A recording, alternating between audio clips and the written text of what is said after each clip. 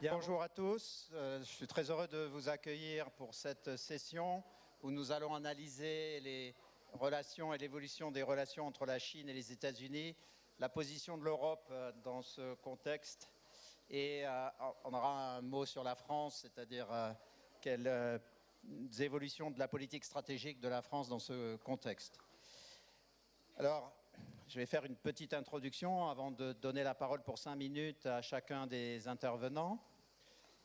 Donc, depuis une vingtaine d'années, suite notamment à l'entrée de la Chine à l'OMC, nous avons une compétition qui monte pour le leadership mondial entre la Chine et les États-Unis, d'autant plus que depuis l'arrivée de Xi Jinping, il a eu l'occasion de dire publiquement qu'il rêvait que la Chine devienne la première puissance du monde avant 2049. Alors, je suis d'assez près les évolutions de la politique chinoise, et quand il a dit ça, il a dit 2049, mais moi j'ai entendu 2030, parce que je pense qu'il voudrait que la Chine soit la première puissance du monde sous son leadership. Donc ça veut dire que la compétition s'accélère. Alors vous savez que c'est un sujet qui est énormément étudié par la communauté des géostratèges américains. Il y a une différence d'organisation de la géostratégie aux États-Unis par rapport à l'Europe. Il y a à peu près 5000 géostratèges aux États-Unis, mais qui travaillent dans des think tanks publics, universitaires, et pratiquement toute leur production est publique. Et donc la compétition entre la Chine et les États-Unis est devenue l'obsession de ces personnes qui passent sans arrêt de l'administration à ces think tanks. Et il y a eu évidemment la publication en 2017 d'un travail de l'université d'Harvard sur ce conflit pour la domination mondiale, qui est un conflit classique depuis évidemment le conflit entre Athènes et Sparte il y a 25 siècles. Mais dans ce travail réalisé par l'université d'Harvard, ils ont analysé les conflits pour la domination mondiale sur les 5 derniers siècles. Et sur ces 5 derniers siècles, donc, il y a eu 16 épisodes de conflits pour la domination mondiale entre une puissance montante et une puissance dominante qui résiste à la puissance montante. Et pour tous ceux qui ont suivi ces travaux, il y a eu 12 guerres, et sur les 16 occurrences, et dans les 4 cas où il n'y a pas eu de guerre, c'est qu'un des deux candidat à la suprématie mondiale a posé le genou devant l'autre. Donc la question, c'est, dans ce 17e conflit pour la domination mondiale, est-ce qu'on peut avoir des évolutions graves liées notamment avec la situation de Taïwan? Alors sur Taïwan, il faut être très conscient que ce n'est pas seulement les 20 millions de Taïwanais qui sont en jeu. C'est que, comme vous le savez, plus de la moitié de la production des microprocesseurs les plus modernes sont actuellement produits par notamment TSMC à Taïwan, et que l'essentiel de la fonderie mondiale de microprocesseurs est réalisé entre Taïwan et la Corée du Sud, ce qui veut dire que s'il y avait un conflit direct militaire entre la Chine et les États-Unis, ça aurait des conséquences sur les approvisionnements en microprocesseurs. Déjà, avec les petites perturbations, entre guillemets, par rapport à des événements de cette ampleur, on a une difficulté à s'approvisionner en microprocesseurs. On imagine ce qui se passerait à ce moment-là. Donc, qu'est-ce que fait l'Europe face à ça, d'ailleurs? Est-ce qu'on a... on a un commissaire breton aux questions industrielles et numériques qui essaye de faire le maximum, mais avec un budget limité.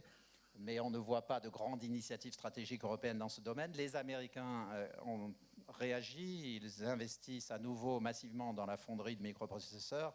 Est-ce que c'est un signe d'ailleurs qu'ils anticipent un éventuel conflit et le fait qu'à ce moment-là, on n'aurait plus accès aux microprocesseurs de Taïwan? Voilà, c'est toutes les questions que nous allons aborder. Nous avons la chance d'avoir un panel de très très haut niveau. Et donc, dans l'ordre, nous aurons une intervention de Bruno Bézard, qui a été directeur du Trésor et qui est maintenant investisseur long terme dans les entreprises et qui est très présent en Chine. Nous aurons Nina Dos Santos, qui est de CNN, qui couvre toutes les grandes discussions politiques au niveau européen et international, et qui donc nous parlera de ce qui se passe aux États-Unis. Vous savez que Trump avait mis en place des droits de douane face à la Chine. Il y a une discussion actuellement aux États-Unis sur le fait de savoir si on revient sur cette politique ou pas. Donc elle commencera son intervention sur ce point. Nous avons la chance également d'avoir Philippe Etienne, qui est l'actuel ambassadeur de France à Washington, qui a une très grande expérience internationale, qui a été conseiller sur l'Europe du président de la République, et qui donc nous parlera de la façon dont l'Europe se positionne face à ce duopole sino-américain. Alors il faut être très clair là-dessus, que vous ayez 30 ans ou 60 ans, soit vous ou vos enfants, les 30 prochaines années vont être dominées par les évolutions de ce duopole et la façon dont ce duopole se structure. Nous aurons en ligne Jason Furman qui notamment nous aidera à nous interroger sur le fait de savoir si aussi bien la Chine que les États-Unis savent exactement ce qu'ils font. Alors c'est pas très rassurant, mais donc on va voir quelle est son analyse. Et puis nous aurons Saori Katada qui nous aidera à voir, à analyser comment les autres pays de l'Asie réagissent à l'évolution de ce duopole, notamment le Japon, comment les pays asiatiques se positionnent face à ce conflit géostratégique. Et en conclusion des premières interventions, donc Jean-Pierre Raffarin nous évoquera bien sûr à la fois la position de l'Europe sur le plan géostratégique, mais les marges de manœuvre de la France dans ce contexte. Donc je pense qu'on a une table ronde extraordinaire, très, très excitante sur le plan intellectuel. On va démarrer tout de suite avec Bruno Bézard. Alors, vous avez été directeur du Trésor, vous êtes investisseur en Chine. Quand on suit l'actualité, on a vu notamment qu'une des plus grandes réussites chinoises avec Jack Ma s'est traduite il y a un an par une remise en cause de sa position et de celle d'Alibaba. On s'interroge donc sur l'évolution de l'économie chinoise, l'évolution de la façon dont la Chine s'insère dans le commerce mondial et sa place dans l'industrie mondiale. Donc, est-ce que vous pouvez faire une analyse de la situation du secteur productif chinois dans le contexte mondial et dans le contexte de ce conflit, de ce duopole sino-américain ? Bonjour à tous, merci pour la question. Alors moi, je ne suis pas diplomate, le diplomate, c'est Philippe ici. Je vais juste parler de ce que je vois en Chine dans le monde économique, et même pas la macroéconomie, mais la microéconomie, c'est-à-dire la vie des entreprises, puisque le groupe KT investit en France, aux États-Unis et en Chine. Ce qui se passe depuis quelques mois est effectivement un peu troublant. Il y a un coup de mou en Chine. Il y a l'échec de la politique sanitaire, puis évidemment les incertitudes, car il y en a même dans un régime autoritaire, liées aux échéances politiques d'octobre avec le Congrès. Donc évidemment, la conjonction de ces deux phénomènes fait que, pour être assez direct, c'est quand même un peu le bazar, ce qui est inhabituel en Chine, qui est un pays, pour de bonnes et de mauvaises raisons, très organisé. À tel point que l'économie ne fonctionne pas comme elle le faisait encore il y a quelques mois.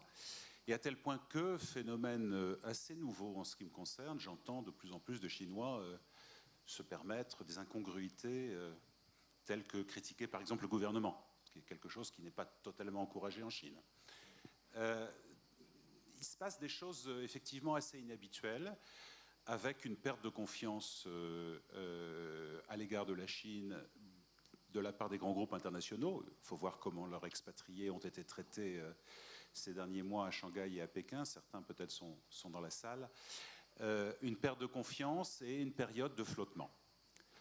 Bon, une fois qu'on a dit ça, faut-il en tirer des conclusions, comme je le lis parfois dans la presse, de moyen terme, sur le thème la Chine revient en arrière, on abandonne Deng Xiaoping pour Mao, en gros, grand coup de barre à gauche, étatisme, fin du secteur privé, on étrangle Jack Ma et ses confrères et ses petits camarades, et bienvenue à des slogans qui rappellent un peu la révolution culturelle pour ceux et celles d'entre vous pour lesquels ça rappelle quelques mauvais souvenirs.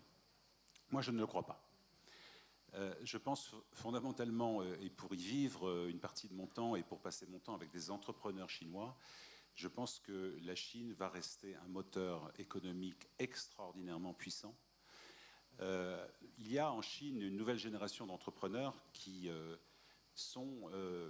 ont faim, qui ont du drive, qui ont de l'énergie.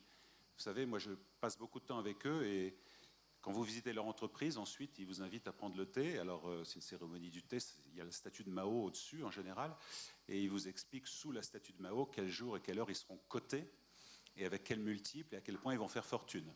Ça s'appelle le socialisme aux caractéristiques chinoises. Mais ça n'a pas changé. Ça ne change pas.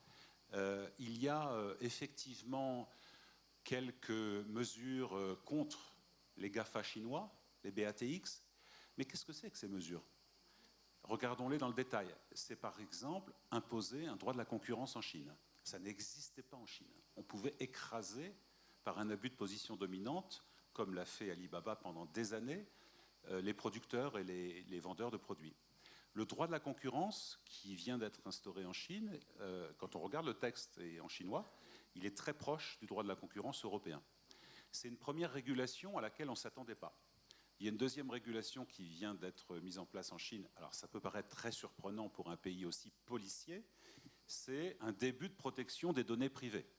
Alors je vous rassure, protection contre tous les ennemis, sauf bien sûr l'État qui protège, comme chacun le sait, les citoyens. Donc l'État est dispensé de ces mesures. Mais enfin, au-delà de la plaisanterie, quand même, il y a des choses qui bougent. Et puis troisième sujet, pour ceux qui s'intéressent à la finance, et il y a probablement quelques banquiers dans la salle, nous avons dit, nous occidentaux à la Chine, et j'ai participé à de nombreux G20, il faut lutter contre le shadow finance. Qu'est-ce que c'est le shadow finance? C'est qu'on laisse des activités bancaires massives se développer sans le respect des réglementations prudentielles.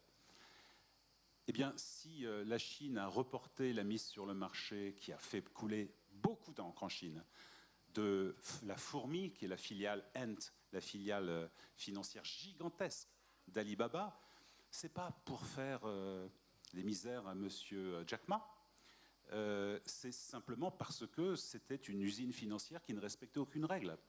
Donc la lutte contre le shadow finance que nous avons demandé, nous, gouvernement du G20 à la Chine, et il y a eu des milliers d'heures de discussion sur cette question, commence à être mise en œuvre. Ces réformes, elles vont, me semble-t-il, dans le bon sens. Il y a aussi, parfois, des réminiscences de méthodes chinoises un peu brutales, comme par exemple interdire le développement d'une entreprise après l'avoir mise en bourse, qui n'est pas forcément des choses qu'on ferait en Occident, comme rendre du jour au lendemain certains services privés d'éducation gratuits, alors qu'ils sont cotés. Bon, voilà, il y a encore un petit peu sur la courbe d'apprentissage des choses à faire. Mais je ne pense pas du tout que ce qu'on lit dans la presse parfois, qui est le clamp down on the private sector, c'est-à-dire on remet en cause le secteur privé au profit des mastodontes, Jurassic Park, entreprises publiques, etc., soit d'ordre du jour. Bien sûr, le langage évolue. Bien sûr, on est dans une période où l'autorité du parti est réaffirmée de façon extrêmement forte. Mais c'est la définition de la Chine aujourd'hui, c'est-à-dire un parti très fort qui domine, mais avec une initiative privée quand même extrêmement importante. Je pense que c'est ce qui va se dérouler dans les années qui viennent et que ça va continuer. Honnêtement, peu importe que le chiffre de croissance soit de 5,50 ou de 4,85, de toute façon, ce n'est pas la peine de regarder les décimales puisque le chiffre principal est faux. Mais peu importe, la base est tellement gigantesque que, comme me l'avait rappelé un ministre des Finances chinois à qui je disais 6,5 quand même, c'est pas pareil que 5. Il me disait oui, vous avez raison, mais enfin, la base est telle qu'en 3 ans, de toute façon, on crée la valeur ajoutée du Portugal en 3 ans. Ou de la Grèce, et pourquoi pas de la France en 4 ans ou en 4 ans et demi. Donc je pense que cette machine économique est extrêmement puissante. En plus, la Chine, ce n'est plus l'atelier du monde, où les coûts de production seraient très faibles. Les industriels qui sont ici savent que les coûts de production en Chine sont importants. on intègre la dimension écologique maintenant, donc les coûts de production sont plus élevés, et la Chine est obligée de monter en gamme industriellement. Donc nous voyons de la créativité, du design, des marques chinoises qui se créent, ce qui était totalement inattendu. Et je terminerai, si je suis dans les temps, juste en disant que bon, on s'est tous trompés en Occident. On a tous pensé que l'économie de marché impliquait et amenait naturellement la démocratie. C'est juste faux. Ce qui est un problème pour nous, compte tenu de nos attentes. J'avais juste une question minuscule. Quand le Parti communiste bloque l'entrée, enfin Xi Jinping personnellement, d'après ce qu'on a pu lire, l'entrée de Ant Financial sur la bourse de Hong Kong, il avait fortement critiqué les régulateurs quelques semaines avant, donc ça a pu jouer aussi dans la décision de Xi. Oui, je crois que c'est juste. Enfin, en Chine, on joint toujours l'utile à l'agréable. Oui. Donc il y avait une raison de fond un peu techno que je viens d'exposer. Il se trouve que Jack Ma n'avait pas été particulièrement respectueux des pouvoirs publics, donc je pense qu'on a joint l'utile à l'agréable dans le choix du timing. Mais je pense que la raison principale est quand même une raison systémique. Et en une seconde, presque par oui ou par non, vous avez évoqué l'introduction d'un droit de protection des données personnelles. Est-ce que, justement, avec l'avènement de marques, on a un droit des marques qui se développe actuellement? Oui. Et ça, c'est extrêmement intéressant. Quand j'étais en Chine entre 2010 et 2012, avec l'ambassadeur Berman, que je salue, nous discutions beaucoup de la protection de la propriété intellectuelle. Alors, on allait faire des représentations en gants blancs toutes les semaines en disant vraiment, c'est pas bien, vous copiez, vraiment, ça va pas du tout, arrêtez. Bon, ça ne sert à rien, hein. On l'a fait parce qu'on était payé pour le faire, mais ça ne sert à rien. Et on s'était dit, le seul moment où la Chine respectera la propriété intellectuelle, c'est quand ces industriels en auront besoin. Voilà. Et alors maintenant, il y a des cours spécialisés sur la IP, propriété intellectuelle. Nous avons, nous, chez KT, gagné un procès pour une entreprise française contre un copycat, comme on dit, contre quelqu'un qui a fait de la contrefaçon devant la Cour suprême chinoise. Et aujourd'hui, les principaux procès en propriété intellectuelle sont entre des groupes chinois. Intéressant. Oui. Donc, ils ne se rapprochent pas de la démocratie, mais ils nous copient de plus en plus sur l'économie de marché, en fait. Sur ce qui les intéresse. Bien, merci beaucoup. Nina Dos Santos, vous êtes journaliste internationale. Vous suivez notamment ce qui se passe aux États-Unis sur... alors, on se souvient que le président Trump, en 2018, a imposé des droits de douane sur les importations venant de Chine. Ça avait commencé de mémoire par des droits de douane sur l'acier et l'aluminium, mais qui touchaient tout le monde, y compris l'Europe, le Canada, le Mexique. Et puis, il a rajouté des droits de douane portant sur au maximum 350 milliards de dollars d'importation. C'était à peu près 80% des importations venant de Chine. Alors, ces droits de douane ont été maintenus par Biden. Et puis, actuellement, il y a une discussion en lien avec l'inflation aux États-Unis sur le fait de savoir s'il ne faudrait pas réduire ces droits de douane pour réduire l'inflation aux États-Unis. Et on voit qu'il y a deux camps qui s'opposent. Et on ne comprend pas, évidemment, la discussion entre ces deux camps si on ne le replace pas dans le conflit géostratégique Chine-États-Unis. Vous allez vous exprimer en anglais. On aura d'ailleurs deux intervenants qui sont aux États-Unis qui interviendront en anglais, donc c'est à vous. Merci, oui, je pense que ça serait mieux si je peux m'expliquer dans ma langue maternelle et comme ça je peux aussi équilibrer le panel du point de vue linguistique.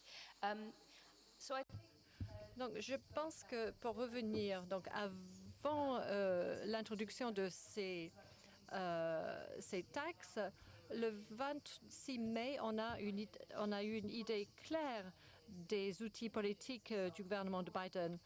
Et selon le discours d'Anthony Blinken le 26 mai, il y a trois piliers. Donc, on va investir dans des industries clés parce qu'on voit beaucoup de concurrence venant de la Chine. Il y a le marché des semi-conducteurs et puis il y a la politique d'alignement Donc, on va aligner les valeurs menées par les États-Unis pour défendre ses intérêts avec ses partenaires. Et puis, il y a la compétition dans certains domaines clés. Et ce qui manque de cette déclaration, la chose qui manque dans cette déclaration, c'est quelque chose qu'on n'a pas entendu depuis des années, et c'est le sujet de la collaboration.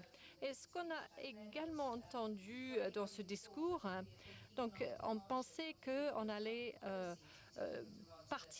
quitter la politique de Trump avec les guerres commerciales. Mais en fait, ce qu'on voit, c'est une évolution vers une forme plus professionnelle et prévisible. Donc, il n'y a pas encore plus de tarifs, mais on va adopter une approche plus professionnelle vis-à-vis de la gestion de ces tarifs. Donc, il y avait Janet Yellen qui en a parlé. Il y a eu d'autres signaux qu'on a vus. On sait que on veut faciliter le fardeau inflationniste pour les États-Unis. Et puis, il y a l'administration, il y a le secrétaire du commerce qui pense que les tarifs douaniers maintiennent une certaine pression sur la Chine. Mais on va... donc, il y a le temps de repos en août.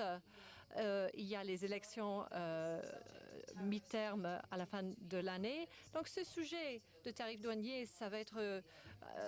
ces sujets vont être des sujets, des hot topics, comme on dit. Alors, est-ce qu'on va changer les tarifs douaniers ou pas? Qu'est-ce que cela veut dire pour l'Europe? L'Europe... Est-ce que l'Europe doit devoir s'occuper de ses propres tarifs douaniers en même temps? Donc, il y aura un double front, si vous voulez. Mais on s'éloignait du sujet des tarifs douaniers. Je dirais que c'est évident, n'est-ce pas? On est dans un monde plus duopolistique entre les États-Unis et la croissance de la Chine. Et l'Europe se trouve dans une position, surtout dans l'Union européenne, l'Europe se trouve dans une situation où on sait que chaque pays ne peut pas adopter la même position, mais il faut un alignement avec les États-Unis. C'est ce qu'on va voir dans l'année. Vous avez parlé du piège, donc un super pouvoir qui est défié par un autre. Vous avez parlé de l'histoire et de l'étude de Harvard. L'Europe peut jouer un rôle important, peut être un tiers et peut ingénierer une certaine détente vis-à-vis du sujet du Taïwan. Lorsqu'il s'agit de semi-conducteurs, l'administration Biden a créé un projet de loi pour soutenir cette industrie, mais encore une fois, c'est comme les tarifs, c'est quelque chose qui a été mis de côté.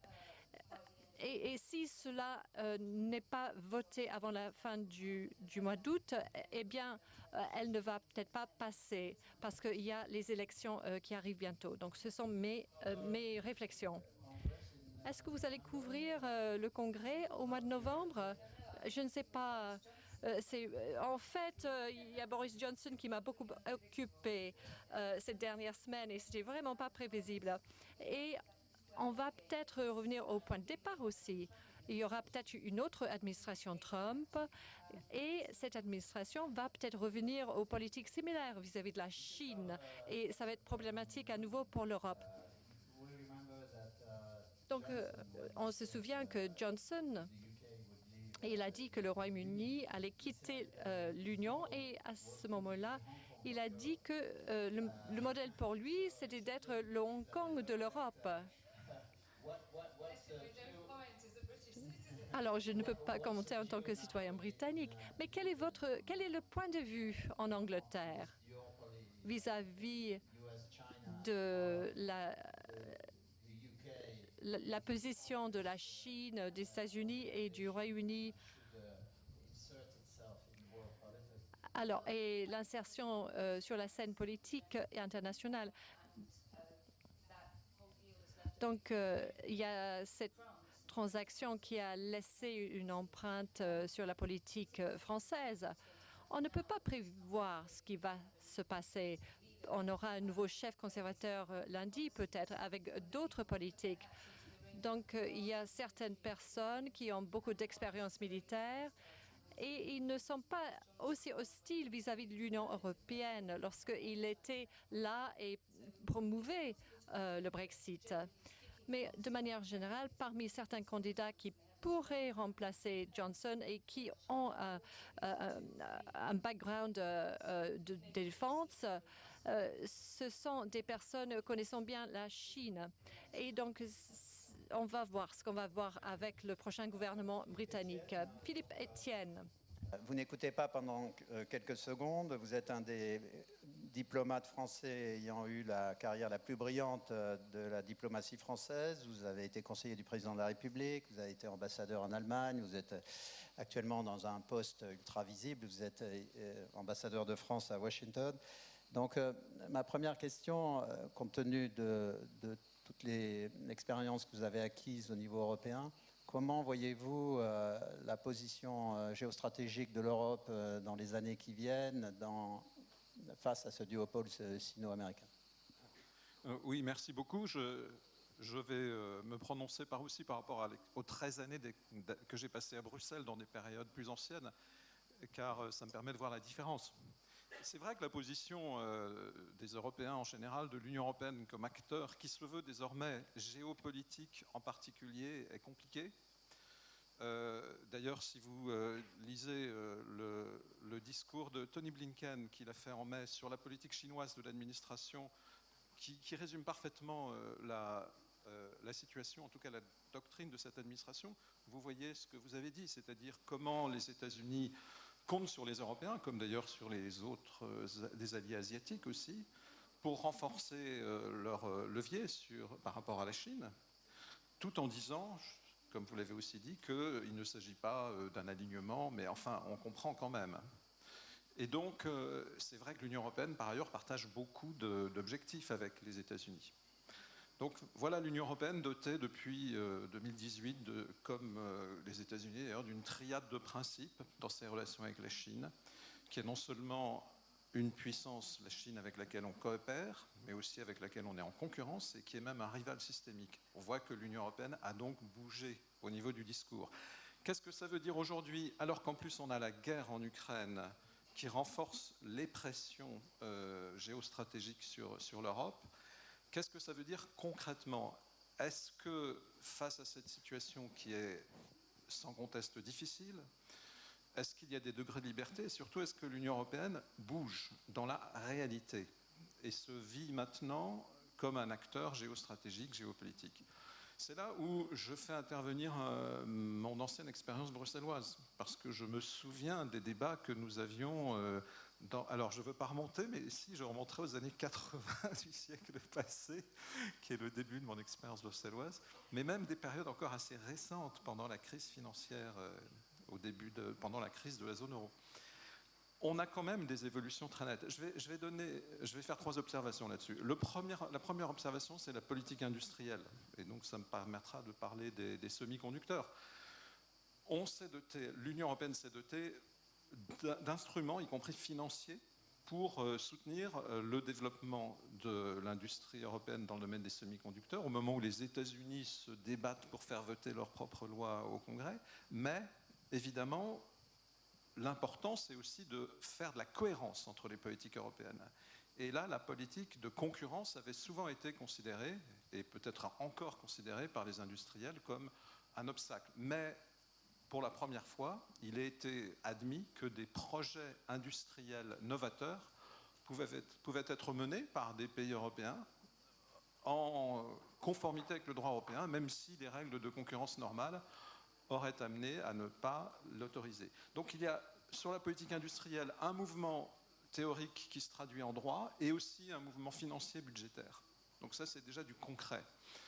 Le deuxième facteur, c'est le cadre juridique. Alors évidemment, on sait que l'Union européenne est une puissance normative, on le voit dans le numérique, mais elle ne l'était pas forcément au plan de la politique commerciale. Et c'est là où mes souvenirs sont assez précis.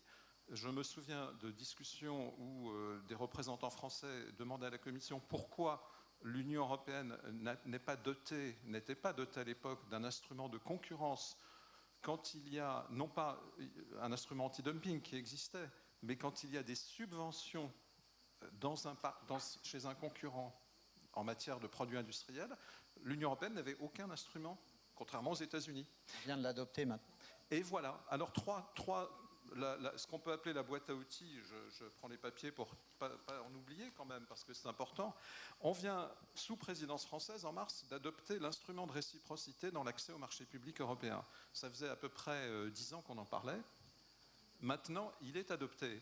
Nos amis allemands et autres ont accepté le compromis. C'est un instrument juridique sur la réciprocité dans l'accès au marché public qu'on ne voulait pas avoir avant. On va donc avoir, effectivement, il n'est pas encore tout à fait adopté, cet instrument dont je parlais sur les subventions étrangères faussant le marché intérieur. Et puis, on va avoir un autre instrument pour lutter contre les mesures coercitives de pays tiers, puisqu'on voit assez bien de quoi il peut s'agir. Donc, on a une forte évolution d'une politique commerciale qui devient beaucoup moins un peu idéologique, certains diront naïve, et qui se dote d'une boîte à outils qui est basée sur, en gros, un agenda de réciprocité et de souveraineté. Souveraineté parce que l'Union européenne doit avoir les moyens de choisir, de faire ses choix. Réciprocité par rapport à tous ses partenaires pour pouvoir prendre des mesures équivalentes à celles qui seraient prises contre ses intérêts. Et mon troisième et dernier point, c'est ce qu'on fait avec les États-Unis. Donc, l'Union européenne est appelée par les États-Unis à converger. C'est moins illusoire sous Biden que sous Trump, puisqu'on a réglé nos contentieux sur l'acier et l'aluminium, sur les subventions à l'industrie aéronautique. On les a en tout cas provisoirement réglés. Et donc, on a créé ce Conseil pour le commerce et la technologie qui permet de comparer nos politiques, et notamment sur un sujet majeur où l'Union européenne est en risque entre les États-Unis et la Chine, parce qu'il y a le risque de perte d'autonomie, mais aussi un risque économique sur les chaînes de valeur. Et donc ça permet au moins de se coordonner avec les États-Unis. Voilà, et pour finir, je voudrais dire que finalement, pour moi, la place et le rôle de l'Union européenne et ce qui peut lui donner son influence dans le monde est encore sur un autre domaine. Il y a eu ce panel avec les chefs d'entreprise sur les biens publics mondiaux. L'Union européenne, c'est le garant et le modèle d'un multilatéralisme efficace qu'on peut et qu'on doit bâtir. Et là, d'ailleurs, les États-Unis comme la Chine disent, en tout cas les États-Unis sous Biden, pas sous Trump, qui sont d'accord avec cela. Et l'Union européenne a là, je dirais, beaucoup plus qu'un créneau, c'est son identité, c'est son DNA, c'est son ADN plus exactement. Et donc, c'est aussi la manière pour l'Union européenne de trouver de l'influence, de trouver du pouvoir en persévérant, même si c'est difficile, y compris à l'OMC, à l'Organisation mondiale de la santé, vers la recherche de ce multilatéralisme efficace basé sur la gestion des biens collectifs mondiaux. Si je ne me trompe pas, vous avez une particularité, vous êtes agrégé de mathématiques. Est-ce qu'on en fait assez sur les microprocesseurs en Europe ?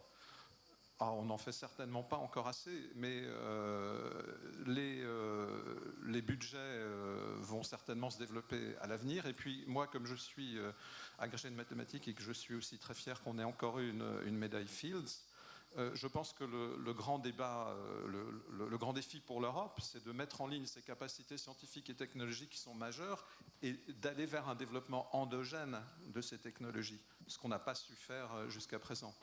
Cela vaut sur tous les chantiers industriels, ça vaut en particulier sur l'intelligence artificielle. Merci beaucoup. Jason Furman, est-ce que vous m'entendez ? Parfait. Donc, Bon, très bien. Donc, la question que vous avez soulevée lorsque nous avons préparé cette session était est-ce que les États-Unis et la Chine connaissent leurs véritables objectifs dans cette compétition pour le leadership mondial? Donc, je vous laisse répondre à votre propre question. La réponse, c'est non. Lorsque je travaillais avec un conseiller économique, avec le président Obama, j'avais le sentiment qu'il y avait des jours lorsque nous essayions de se découpler de la Chine. On n'utilisait pas très bien ce mot à l'époque, mais il y a d'autres jours où on poursuivait une politique économique qui travaillait plus sur les engagements avec la Chine. Donc on a vu les mêmes choses sous le président Trump.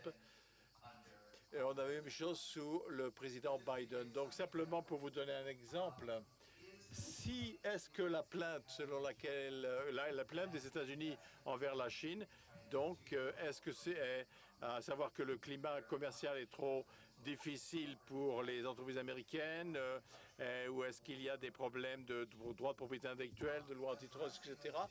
Traiter ces questions faciliterait le travail, l'investissement ou rendrait plus probable l'investissement d'entreprises américaines en Chine. Est-ce que la complainte sous la Trump administration que la Chine n'achète pas assez de produits en Amérique? On a eu l'accord Phase 1 de l'administration Trump. C'était en fait renforcer le lien entre l'économie chinoise et américaine en insistant sur le fait que la Chine achète des États-Unis. Donc, et en même temps, cependant, il y a eu un souhait très fort, un désir de découpler de la Chine, de se découpler de la Chine. On le voit dans le contrôle des exportations, on le voit dans le fait que le président Trump a mis en place des tarifs auxquels s'opposait le président Obama, mais que lui n'avait pas été capable de retirer ensuite, même s'il ne les voulait pas.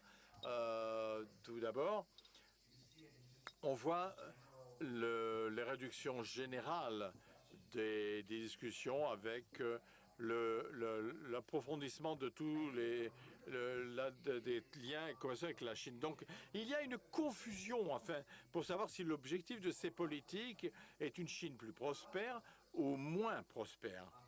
Et si vous regardez beaucoup de choses sur les plaintes de l'Amérique sur la protection des droits intellectuels, moins de rôle de l'État dans l'économie, par exemple, et ces choses-là, en fait, pourraient en fait être en accord avec ce que veut faire la réforme chinoise, et donc pour aller vers une économie chinoise plus prospère.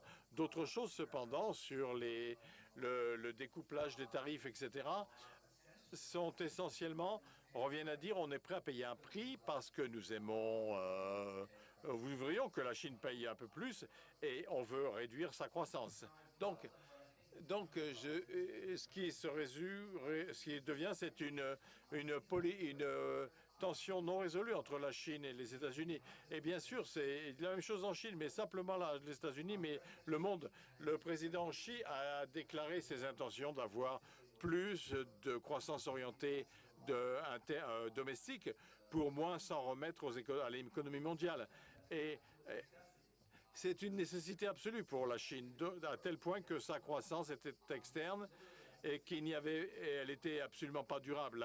L'économie mondiale ne pouvait pas accepter l'amplitude de la croissance externe sur laquelle la Chine reposait depuis 2000 jusqu'à 2010 à peu près, ou 15 si vous voulez.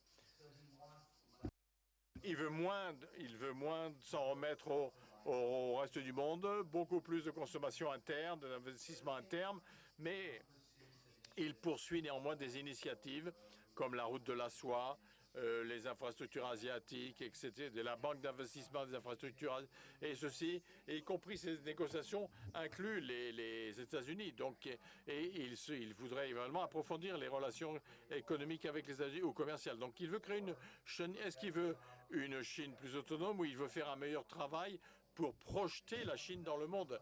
Et bien sûr, c'est par exemple la route de la soie. Est-ce que la route de la soie, c'est de gagner de l'argent bien sûr, pour aider les pays où la Chine fait des affaires, ou est-ce que simplement il est prêt à payer des coûts économiques à court terme pour un plus long terme, pour un gain stratégique à plus long terme? Même cette question, en fait, n'est pas résolue. Donc, pour avancer, je dirais qu'au moins aux États-Unis, et l'inertie a été plus forte que dans ces deux pôles, donc de découplage ou de plus d'engagement avec la Chine. Simplement, ça n'a pas été du ratio supérieur ce n'était pas un point important pour le président Biden autant que c'était sous Trump.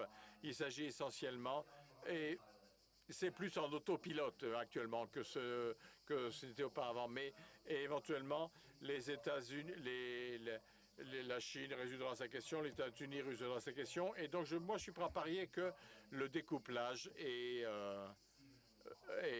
vous serez extrêmement coûteux, inefficace. Je ne pense pas que les États-Unis pourraient même le faire parce que quelqu'un d'autre viendrait prendre le vide. Donc il va falloir prendre la place. Donc il faut voir comment assurer une relation économique qui va fonctionner sur des bases de confiance mutuelle et non pas souffrir de l'illusion selon laquelle le découplage est tout à fait faisable. Jason, mais j'ai oublié de dire que vous êtes professeur à l'université de Harvard, mais le découplage est en fait en train de se produire, particulièrement dans l'industrie numérique. Les Chinois essaient de développer leur propre système numérique. Pour ce découplage est en cours, en fait. Il y a des industries où, bien sûr, la Chine développe ses propres capacités et d'autres industries où elle ne le fait pas. Mais si vous regardez le fait que la dépendance de la Chine par rapport au reste du monde, ça a décru. Si vous regardez maintenant depuis 15 ans, il y a un déclin qui est aussi important que l'ensemble des échanges commerciaux avec les États-Unis. Mais bien sûr, je ne sais pas où sont les objectifs de l'industrie chinoise. Est-ce que c'est une croissance économique en développant sa propre industrie ou est-ce que c'est un contrôle global? Et on les voit faire beaucoup de choses pour, bien sûr, miner un petit peu leur propre industrie. Donc, je ne sais pas, c'est un petit peu, encore une fois, un peu clair. Bon, nous allons maintenant nous rendre au Japon pour écouter Madame Saori Takada. Et comme je l'ai dit dans la présentation, Saori, le point c'est comment est-ce que les autres pays d'Asie, particulièrement le Japon, mais pas que, les Philippines, l'Indonésie, comment est-ce qu'ils réagissent à cette compétition entre les États-Unis et la Chine pour le leadership mondial? Oula, vous m'entendez? Oui. Enfin, je suis très heureuse d'être avec vous comme membre de cette tribune et j'aurais adoré être avec vous, mais voilà, bon, bienvenue, je vous salue de Los Angeles. Lorsqu'on en vient à la compétition pour le leadership, il faut bien réfléchir au fait comment le leadership est suivi. Et il est critique de réfléchir en termes de pays, particulièrement dans les régions de l'Asie du Sud-Est, comment elles réagissent à cette compétition entre la Chine et les USA. Et pour cela, la région est dans une position très difficile. En fait, les deux considèrent les États-Unis et les Chinois qui sont des clients très importants et nécessaires pour la prospérité de la région et l'économie de la région. Mais en même temps, ils s'inquiètent. Jason vient de parler du fait que la politique américaine des États vers cette région n'est pas un peu instable, mais souvent incohérente. Et donc, c'était influencé par la demande et la politique intérieure. Mais la puissance croissante de la Chine est inquiétante également parce qu'elle pourrait être considérée comme agressive envers ses voisins. Donc, plus la domination régionale de la Chine augmente, plus les nations d'Asie du Sud-Est aimeraient avoir la couverture américaine dans la région.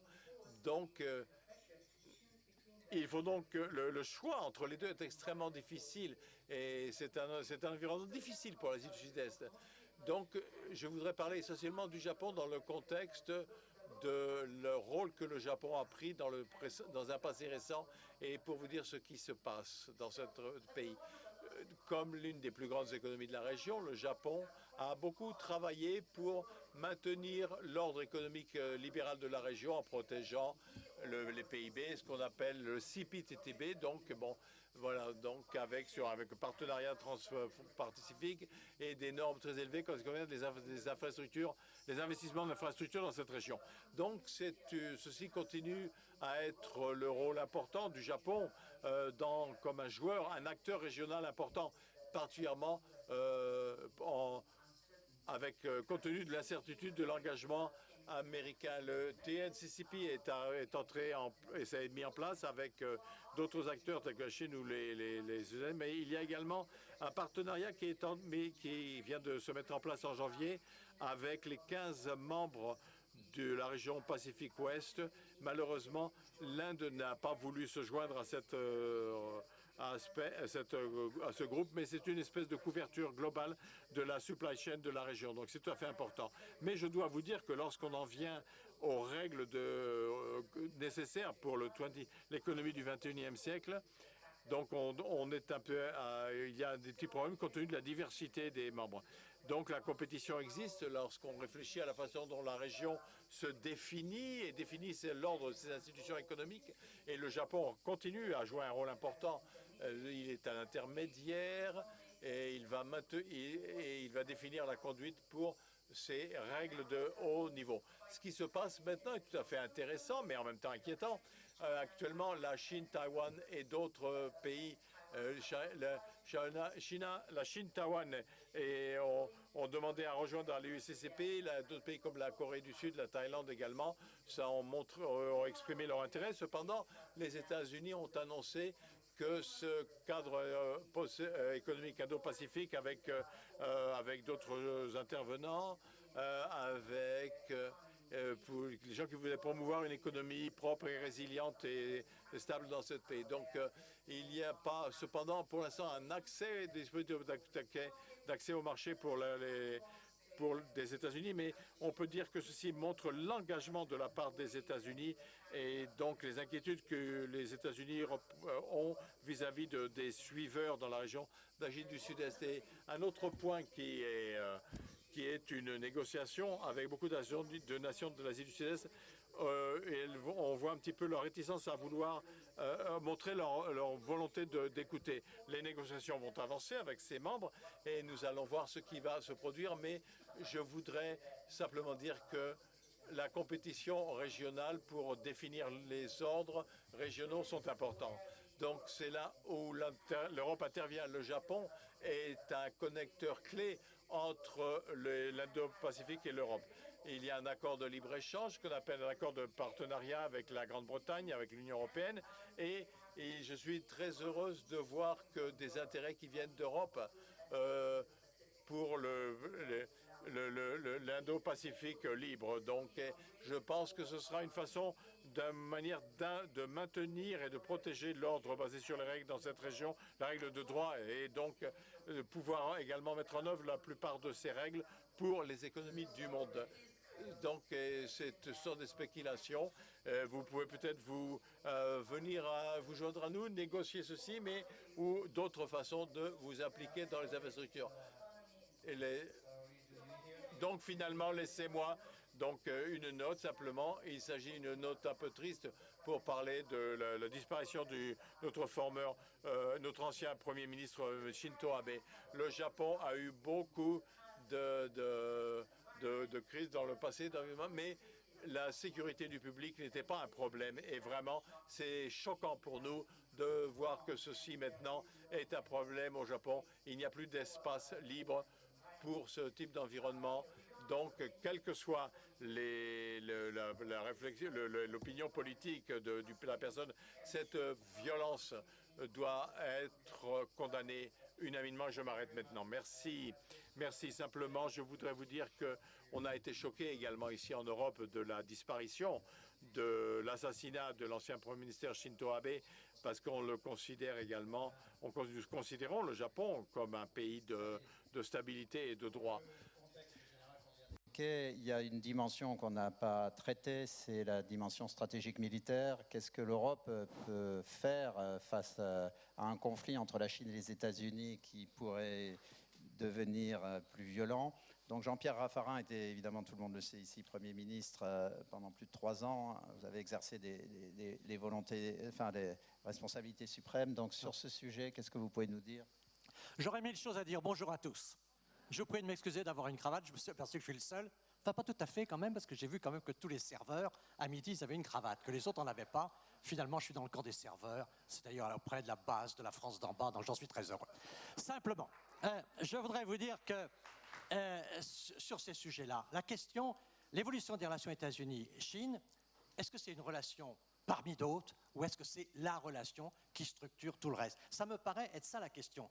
Pour moi, et là je suis un peu moins optimiste que ce que vous avez entendu jusqu'à maintenant, car je crois que c'est la relation structurée et pour lequel il y a aujourd'hui des tensions dans le monde, parce qu'en effet, comme Christian Saint-Étienne l'a dit tout à l'heure, pendant les décennies qui sont devant nous, on va avoir cette domination de cette tendance, une gouvernance mondiale dominée par la Chine et les États-Unis. Et donc, on va voir sur le plan militaire qu'est-ce que ça veut dire. Ça veut dire aujourd'hui que dans cette tension-là, à un moment ou à un autre, comme Sakari Katakan nous a dit tout à l'heure, non, c'est pas grave, ce qu'elle a dit tout à l'heure est important. Le problème n'est pas tant le leadership que le followership. C'est-à-dire que ce n'est pas le problème du leader, c'est le problème de ceux qui doivent suivre. En français, on dirait les alliés et les alignés. Et on voit bien aujourd'hui que les États-Unis et la Chine sont engagés tous les deux dans une mécanique qui est une mécanique où ils cherchent des followerships. Nous, quand Biden vient chez nous, il nous demande à l'occasion du G20, il fait une tournée en Europe et il demande globalement à ce qu'on suive les États-Unis contre la Chine. Et la Chine utilise avec la Russie les BRICS pour trinquer contre la fin de l'Occident. Donc on voit bien que ces deux leaders, ils cherchent aujourd'hui à avoir des followers. Et notre question à nous, peut-on échapper à ce destin de follower? Et ça, c'est la vraie question fondamentale. Et c'est pour ça que sur le plan militaire, les choses sont assez graves et c'est là que la crise en Ukraine est, de mon point de vue, très grave. Parce que dans ce monde qui est aujourd'hui en train de devenir un G2, c'est ce que craint surtout Guterres, où il a le sentiment que Chine et États-Unis gouvernent le tout. Mais il y avait d'autres puissances avant. Mais cette guerre en Ukraine, elle fragilisera la Russie, puissance d'avant. Elle fragilise l'Europe et elle fragilise aussi l'Afrique. C'est-à-dire que petit à petit sont fragilisés tous les pôles qui pouvaient participer à un équilibre et qu'on va se retrouver avec le G2. Et, question majeure, la défense. C'est que plus les peuples européens ont peur, plus ils appellent les États-Unis. Et si vous regardez naturellement la carte de l'Europe, vous voyez que la Finlande, c'était pas rien, la finlandisation. La Finlande demande l'OTAN, la Pologne demande l'OTAN. Et plus on se rapproche de l'Est, plus on demande l'OTAN, et plus on s'en éloigne. En France, aujourd'hui, on ne demande pas trop l'OTAN. On disait encore il y a quelques mois qu'elle était en mort cérébrale, quelque chose comme ça. Mais on voit bien aujourd'hui que c'est parce qu'on n'a pas peur d'une bombe à Paris, mais en Allemagne. Ils commencent à avoir peur. Et à ce moment-là, qu'est-ce qu'ils font? Ils demandent aux États-Unis. Et la vraie question pour nous aujourd'hui, peut-on avoir un grand projet européen si les peuples de l'Est de l'Europe ont la peur au ventre? Or, aujourd'hui, c'est ça. Il y a eu Helsinki, il y a eu 75, il y a eu une perspective de paix. Et aujourd'hui, les gens de l'Est de l'Europe, ils ont peur de la guerre. Et ils veulent l'OTAN. Et pourquoi on a la guerre? En partie, il n'y a pas que ça. Mais c'est aussi parce que l'OTAN s'approche de la Russie en permanence. On est dans un cycle aujourd'hui où nous sommes des followers et la mécanique s'emballe et c'est une mécanique qui est très préoccupante pour nous et qui affaiblit notre message européen. Comment voulez-vous que l'Europe... Alors j'ai bien noté les messages d'espoir que vous avez dit, monsieur l'ambassadeur, mais néanmoins, je crains qu'on ne puisse pas avoir globalement une perspective européenne ambitieuse si les pays de l'Europe préfèrent la défense américaine à la défense européenne. Et donc là, on voit bien que cette question militaire, compte tenu de la puissance chinoise, compte tenu de cette course, grosso modo, le budget américain, c'est le tiers du budget mondial, le budget chinois, c'est le tiers du budget américain, et on voit qu'avec la Russie, on voit que l'Inde fait des efforts considérables, que de toute façon, si on n'a pas l'Europe, on sort de l'histoire. Et on est en train d'être dans cette situation où s'il n'y a pas d'Europe, on va sortir de l'histoire. La pression militaire est terrible. Alors, qu'est-ce qu'on peut avoir comme perspective pour rester dans la positive attitude? Quand même, le franco-allemand. Parce que le franco-allemand, c'est une force réelle. Quand un des meilleurs sujets que j'ai vus dans la politique étrangère de Macron, c'est quand il a reçu Xi Jinping pour une réunion bilatérale France-Chine. Il le reçoit dans son bureau à l'Élysée avec Merkel et avec Juncker. Pour dire que la France, oui, attention, c'est la France et l'Allemagne. Et donc on a besoin aussi, dans notre rapport de force, de cette présence France et Allemagne. On a quand même les chiffres du continent. Ça ne veut pas dire qu'il faut jeter les autres. Et c'est très bien quand on va après en Ukraine qu'on emmène l'Italie et la Roumanie. Mais ça veut dire quand même qu'il faut renforcer, et de mon point de vue, avoir une position commune sur la Chine. Un des sujets sur lesquels on avance un peu aujourd'hui, c'est d'avoir une position allemande et une position française qui se rapprochent sur la Chine, qui se rapproche d'ailleurs sur la position européenne, le rival systémique d'un côté, le partenaire économique de l'autre. Et donc, on est dans cette situation où on peut aller avec les Allemands dans une logique de rapport de force. Oui, vous me dites qu'il faut que je parte, je le sais. Bon, j'ai un train. Bon, excusez-moi.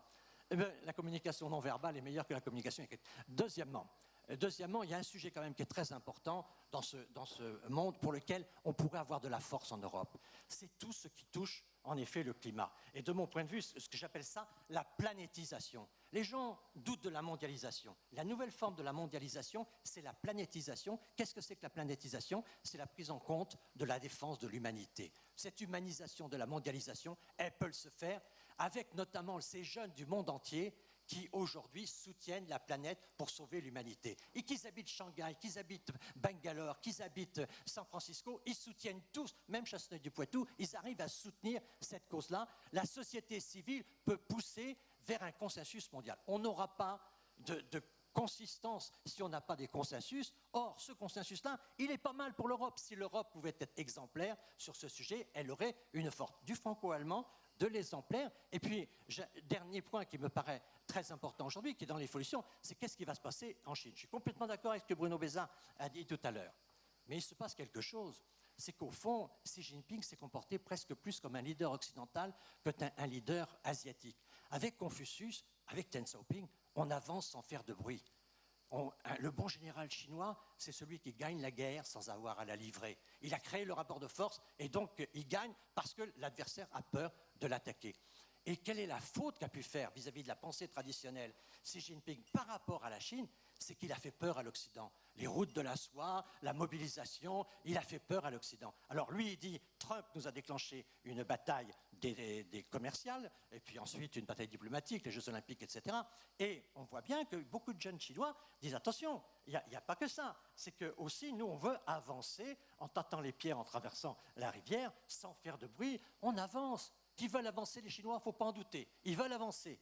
Mais ils veulent avancer sans faire la guerre. Ils veulent avancer. Or, Xi Jinping a montré une détermination qui a fait peur à l'Occident. Et c'est une faute de faire peur à l'adversaire dans la pensée traditionnelle chinoise. Donc, on a un certain nombre de facteurs qui doivent nous conduire à une logique qui est une logique de rapport de force. Nous sommes dans un monde qui est aujourd'hui le retour des puissances. Regardez tous les régimes autoritaires. Il faut que les démocraties se rassemblent pour faire face. Pour ça, il faut qu'elles progressent. On ne se réunit pas entre Japonais, Allemands, Israéliens, tout ça, pour voir comment valoriser les démocraties. Les démocraties ont besoin de plus grandes performances, autrement les Gilets jaunes et le Capitole nous donnent une image d'inefficacité dans le monde. Et donc on est dans cette situation où il faut qu'on trouve les forces pour résister et ne pas être enfermé dans cette bagarre qui va se donner entre le monde qui va suivre les États-Unis et le monde qui va suivre la Chine. Si on veut avoir quelque consistance, c'est le moment d'avancer sur l'Europe, c'est le moment de faire du franco-allemand quelque chose qui parle de la même voix sur des sujets stratégiques, notamment sur le sujet sur lequel Français et Allemands, on est le plus crédible au monde. On a un petit trésor dans le fond de notre cœur, c'est que nous, contrairement à bien d'autres, on a surmonté l'horreur et la honte, on a surmonté la guerre en voulant la paix. Et ça, ni Chinois, ni Japonais, ni les autres n'ont surmonté ça. Et c'est ça qui est l'essentiel de notre message, c'est que s'il y a des professionnels de la paix, c'est nous. Merci, à bientôt. Merci pour ce message enflammé. Donc, il vous reste à voler jusqu'au train. Il nous reste quelques secondes. Je vais juste une question de la salle. En quelques mots sur le marché du carbone. Est-ce que les Chinois et les Américains progressent dans cette direction avec une taxe carbone qui pourrait être mise en œuvre en Chine? Je ne suis pas du tout un spécialiste du marché du carbone, mais ce que je peux dire, c'est que la Chine prend très au sérieux les questions d'environnement après les avoir ignorées pendant très longtemps. Bon, puisque vous bougez avec les pieds, on va s'arrêter maintenant. Et donc, le marché du carbone planétisé, c'est pour une prochaine session. Merci beaucoup. Thank you.